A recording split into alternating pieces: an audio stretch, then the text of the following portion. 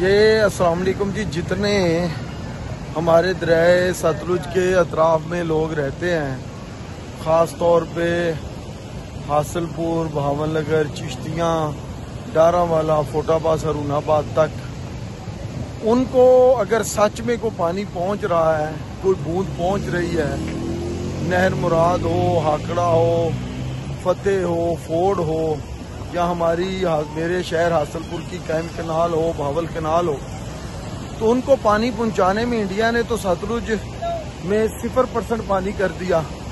तो उनको पानी पहुंचाने में इस हेड का बड़ा किरदार है। इसको हेड कादराबाद कहते हैं। ये दरिया चनाब पर है और इसमें से ये लिंक किनाल निकल के तरबेला से निकलती है और हेड कादराबाद आती है और हेड कादराबाद से फिर ये रावी क्रॉस करती है और फिर आगे जाके दरिया सतलुज में पहुंचती है। तो यकीनन ये ज़बरदस्त जगह है जहां मैं खड़ा हूं और ये उस नहर की शुरुआत है। आप देखिए ये नहर जो सामने नजर आ रही है, ये मेरे पीछे दरिया चनाब है।